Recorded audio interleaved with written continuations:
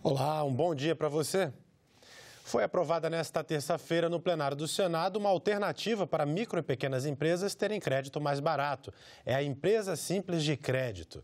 Os senadores também padronizaram expressões na Constituição relacionadas às pessoas com deficiência e definiram uma regra para ajudar a coibir a violência doméstica.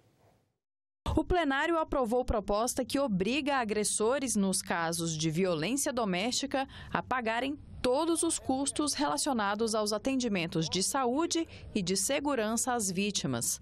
Eles terão que ressarcir o Estado pelos gastos. Os senadores também aprovaram um novo mecanismo de financiamento para micro e pequenos empreendedores, a Empresa Simples de Crédito.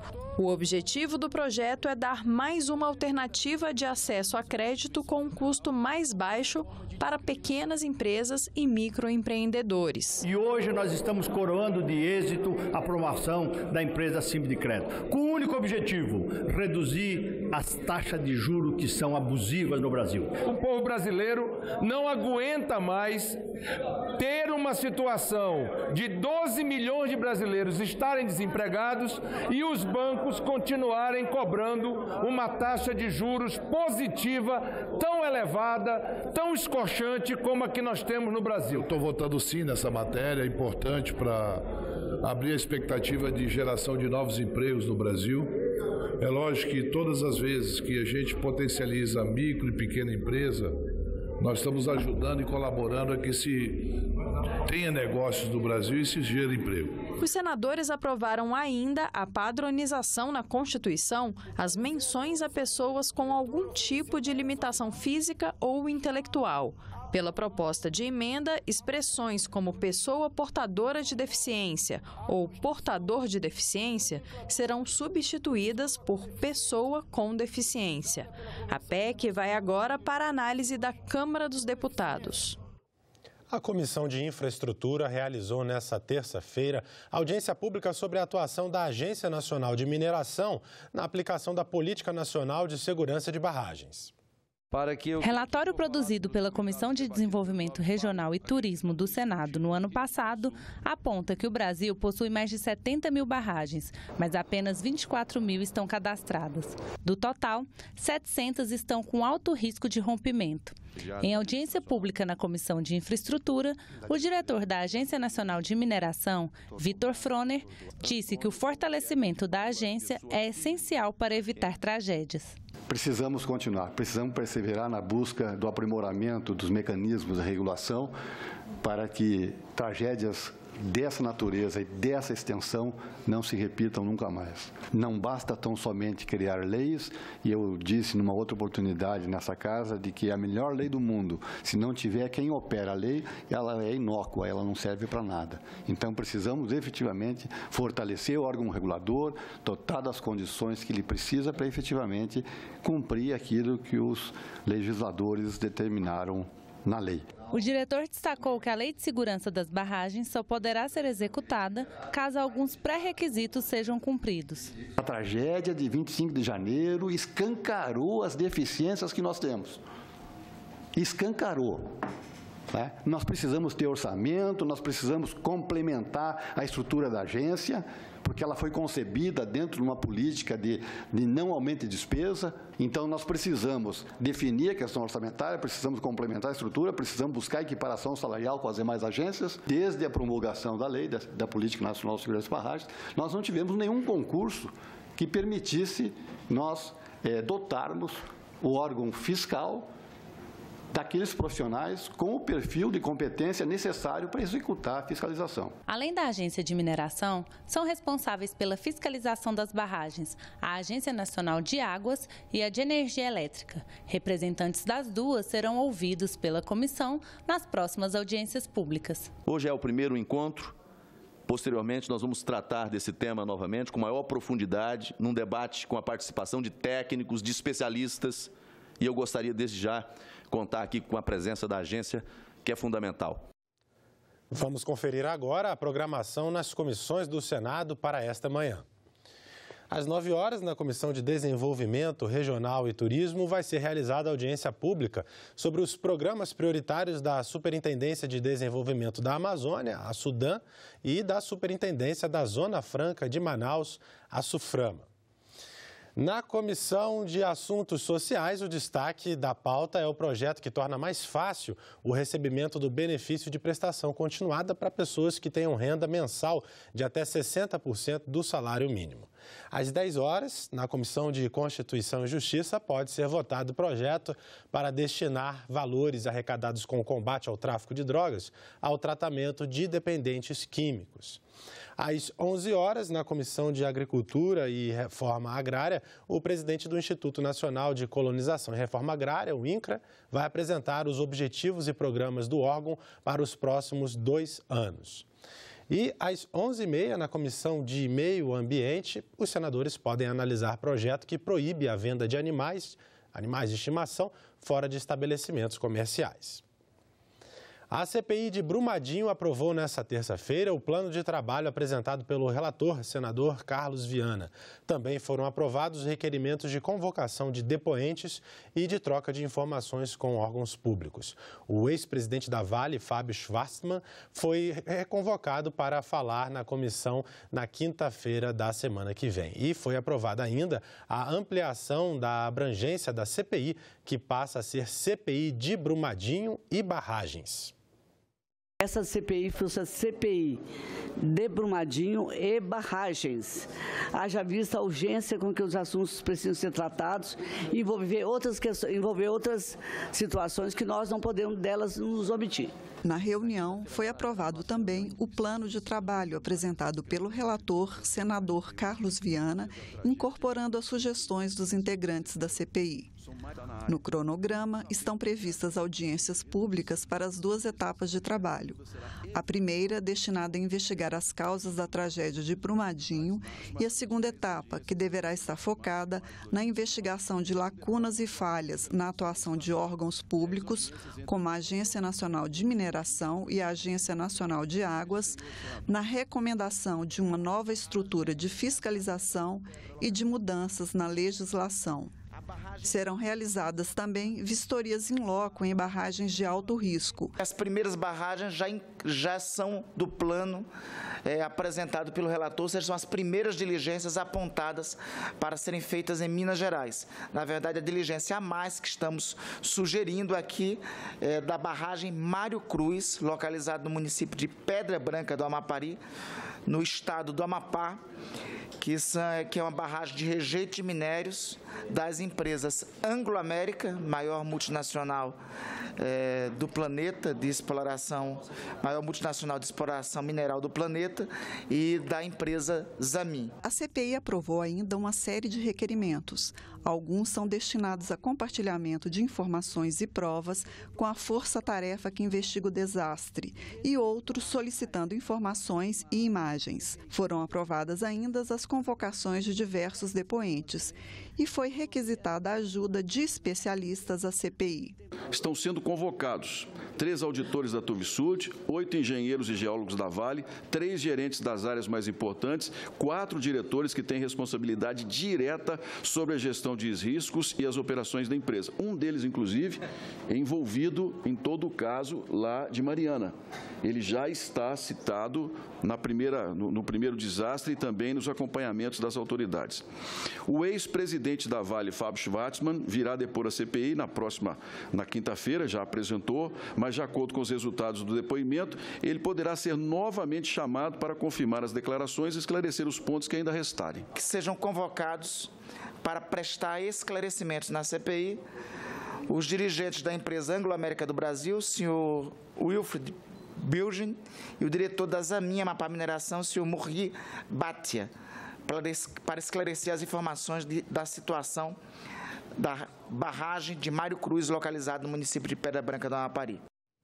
As diligências aprovadas pela CPI em Minas Gerais vão ser realizadas nas barragens de Mina Engenho 1 e Mina Engenho 2, no município de Rio Acima, e na barragem Casa da Pedra, em Congonhas.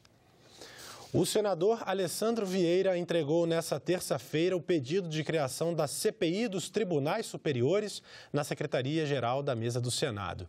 29 senadores assinaram o pedido. O próximo passo é a leitura da criação da CPI na sessão plenária. Quem tem mais informações é a repórter Carla Benevides. A CPI tem o objetivo de investigar irregularidades nos tribunais superiores.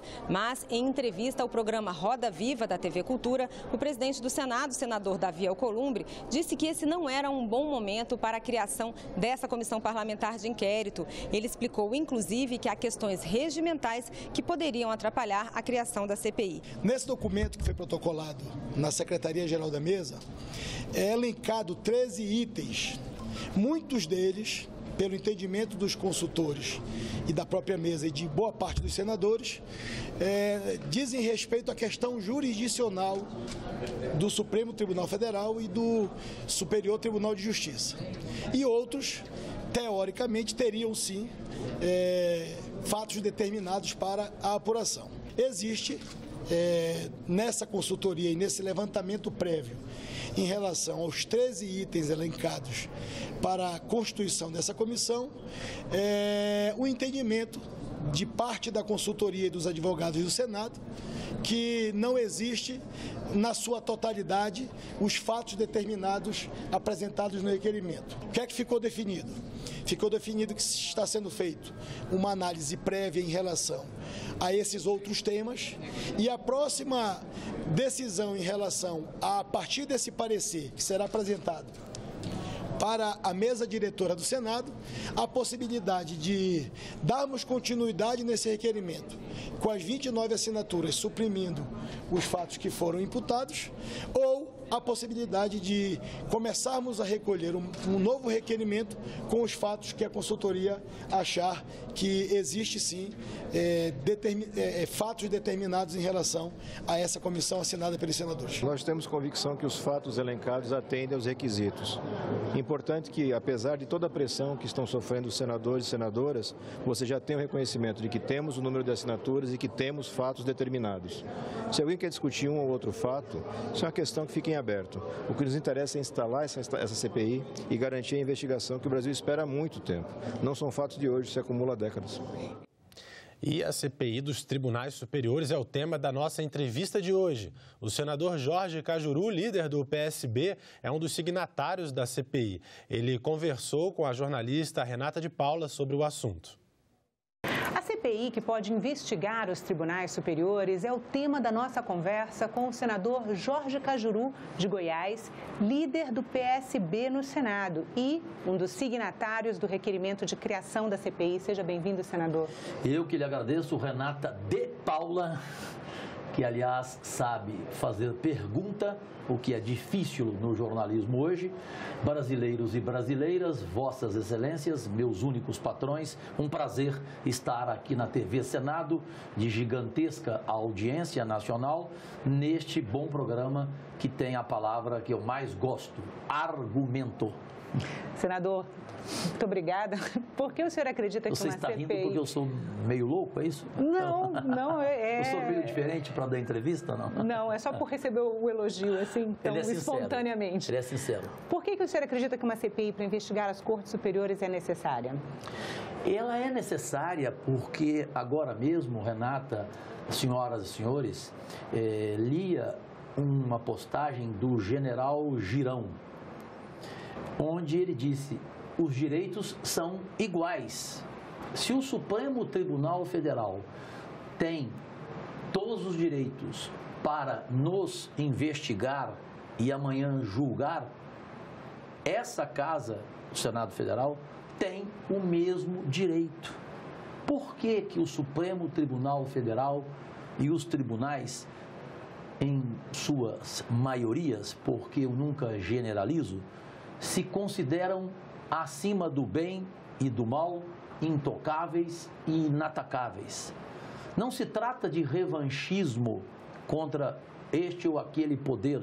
Se trata apenas daquilo que a nação brasileira quer saber, dos privilégios, do custo descomunal do dinheiro do público para com aquela casa, em especial a Suprema Corte, onde 11 ministros, cada um tem 222 funcionários, onde há dezenas de auxílios, até o auxílio funeral, Renata de Paula, pasmem, brasileiros da pátria amada. Então, é um direito, meu Deus, eu não estou entendendo. O ministro Gilmar Mendes, ele não aceita ser investigado. Mas, senador, uma CPI, ela tem que ter um fato determinado. Entre os 13 fatos elencados pelo senador Alessandro Vieira, eu fui o primeiro a assinar. No requerimento de criação da CPI, não está a investigação sobre essas coisas genéricas. São fatos pontuais mesmo. A ação de ministros em determinados processos, né? Ministros não terem se julgado impedidos de julgar casos nos quais parentes, sócios de esposa estariam trabalhando, né? Isso tudo não merece investigação? Não merece a gente passar a limpo e sabermos a verdade do que se noticiou até hoje, do que foi o meu pronunciamento aqui, que causou enorme repercussão, através de um levantamento que nem é meu, é do historiador e histórico jornalista da Rede Jovem Pan de rádio, Marco Antônio Villa, com números oficiais. Tanto que eu disse, se eu estiver mentindo em algum número aqui, em algum valor aqui do dinheiro do público gasto de forma absurda por esse Supremo Tribunal, eu, por favor, peço que me ponham na cadeia. Então, a nação brasileira quer saber o que é realmente essa caixa preta chamada toga.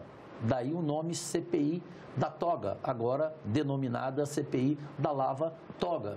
Quanto ao ministro Gilmar Mendes, Renata de Paula, não é nada contra ele em especial.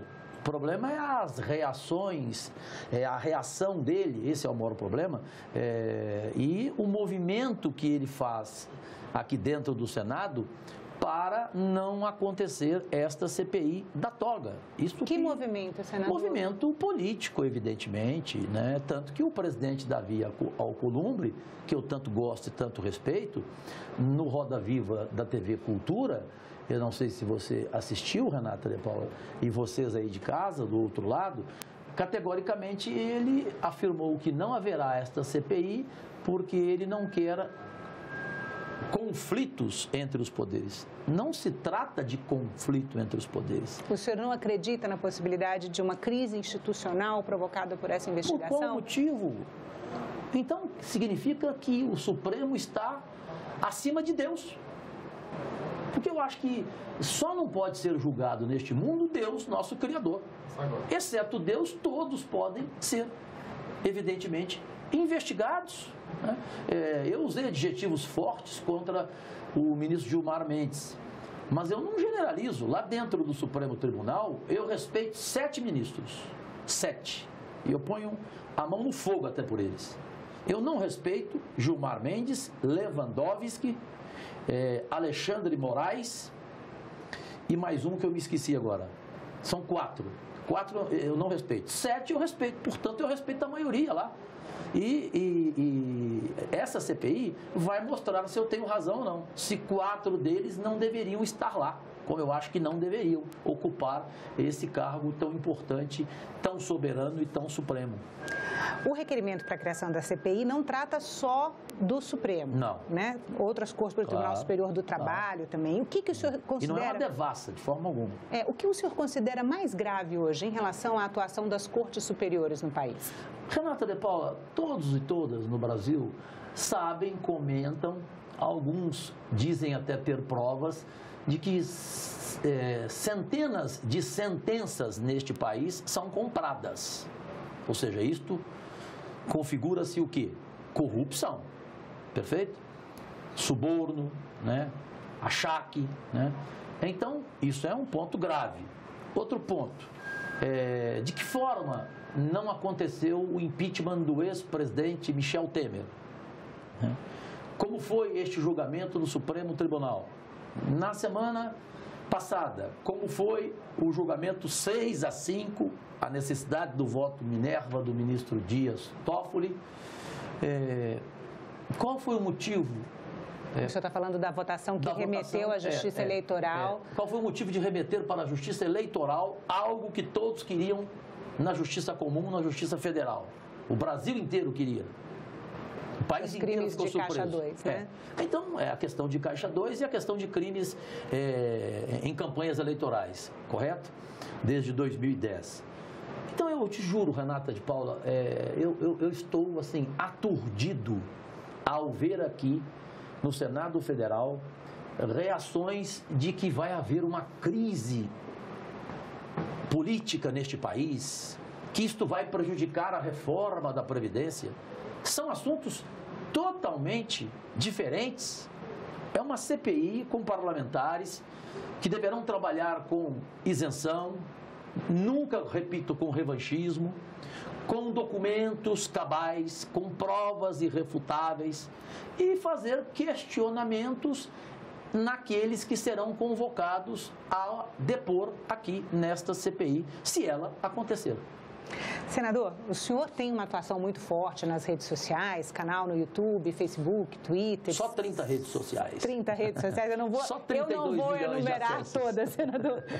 Como é que o senhor avalia? Há 10 anos, não é de agora, né? Como é que o senhor avalia esse movimento crítico ao STF nas redes sociais? Numa pesquisa rápida, eu elenquei como hashtags muito populares recentemente, STF vergonha nacional, STF não vai nos calar. Né? Como é que o senhor avalia esse movimento que tem gerado hostilidade aos ministros da Casa em ambientes públicos e que, enfim, o senhor fala que é um anseio da sociedade, a criação dessa CPI, e o senhor tem essa relação muito forte, né, com a sociedade via as redes sociais. Assim, como é que o senhor avalia esse movimento crítico nas redes ao Supremo Tribunal Federal? Renata de Paula, oportuna a sua pergunta como boa jornalista que é. Senhoras e senhores, faço um convite. Entrem por fineza na página facebook.com/Cajuru Goiás, Cajuru com K, e baixem lá a postagem da transmissão ao vivo que eu fiz, com recorde de audiência, do julgamento de 6-5 sobre Caixa 2 e crimes eleitorais, correto? Se deveria ir para a Justiça Eleitoral ou para a Justiça Comum Federal. Aí veja lá, por fineza, os comentários. Em cada 10 achincalham a Suprema Corte Brasileira. Mas assim, com adjetivos pesadíssimos, alguns até eu excluo, porque acho que o nível é muito baixo. Mas agora, o senhor acha que essa é uma amostra representativa da sociedade brasileira, senador? Faça uma pesquisa, a TV Senado, que é um veículo de comunicação, mesmo sendo do governo, independente, que entrevista todas as vertentes dessa casa, que não é de forma alguma tendenciosa, a TV Senado. Faça uma pesquisa, ao vivo, aqui no programa A Argumento, você vai ver, vai passar de 90%. Eu fiz uma enquete em tempo real, 98% da população brasileira não acreditam no Supremo Tribunal Federal e em suas decisões. Faça uma pesquisa sobre Gilmar Mendes.